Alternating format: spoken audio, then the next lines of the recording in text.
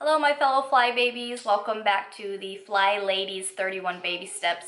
We are on day 17. So the Flylady 31 Baby Steps is basically, there's 31 baby steps. Some of them you may only do once, but the majority of them are daily habits that we're creating or we're putting them into our routines.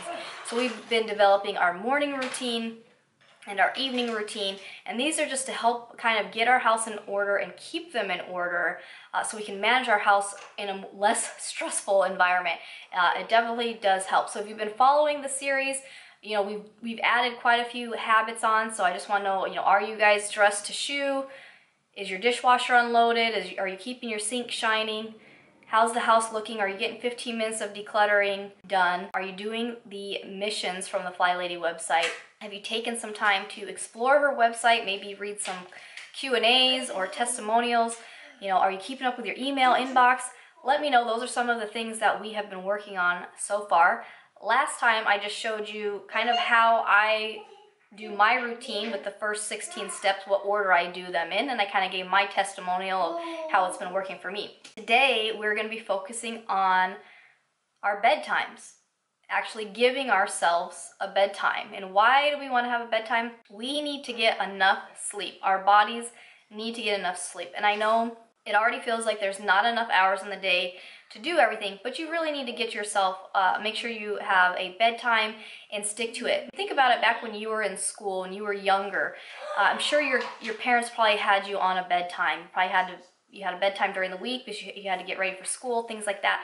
Not only do kids thrive with structure, we do as adults as well. And even though it might seem boring and monotonous and everything like that, it truly does help you to just stay on some type of a routine in that aspect. So for us in our household, we have a bedtime for our girls, and then my husband and I pretty much have a bedtime. So the girls, we always have them in their room, ready for bed by 7 p.m. Right now, that's kind of like the winter hours because the sun goes down. In the summer, it's usually 8 o'clock.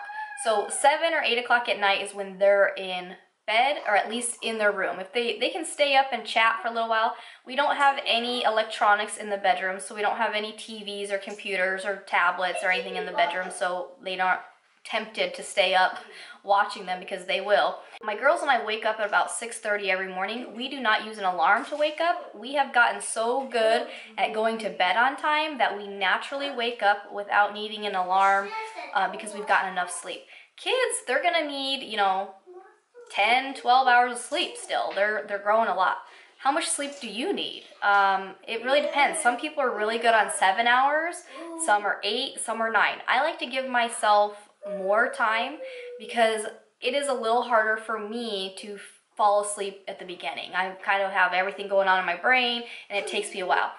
My husband, he gets up at 4:30 every morning, so he's in bed by 8 o'clock at night. So again, that gives him plenty of time, because he's up at 4:30. So that gives him easily 8.5 hours. Myself, if I'm feeling really beat, I will go to bed at 8 o'clock as well. Otherwise, I do not stay up any later than 9:30, okay? And again, I get up at 6:30, so I do get up later than my husband. So for myself, that gives me 9 hours. And I give myself 9 hours, like I said, because it takes me a while to fall asleep. And then also, if I wake up, I usually wake up in the middle of the night. Either I had a dream that was so vivid that it wakes me up, so it takes me a little while to fall back asleep. Or sometimes I kind of wake up when my husband wakes up, and then it takes me a little bit to fall back asleep. So I usually allow myself 9 hours. So just ask yourself that question. How many hours do you need? Do you work really well on 7 hours, 8 hours? Do you need 9 hours? Because it takes you a minute to kind of unwind. And then set yourself a bedtime. What time do you want to get up in the morning? Do you have to get your kids to school? Do you have a job you need to get to? What's your situation? For us, like I said, we naturally get up about 6:30. I do set my alarm for 7 because 7 is the latest I would want to get up because we do get my daughter ready. I do all of my morning routine, the things that you saw so far with the Flylady. I do my morning routine things before I take her to school, and we leave by 7:45. So for us, if we wake up at 7, we know that we still have 45 minutes to get ready. That's plenty of time for us to get ready.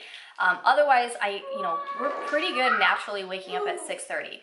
In the summer when it stays lighter, a lot of times we'll wake up almost at 5:36. It's just, you know, but we're naturally kind of waking up. We also keep our bedtimes on the weekend. So even with my girls, even though my oldest doesn't have school, we still put them to bed between 7 and 8. Like they go to bed at that time.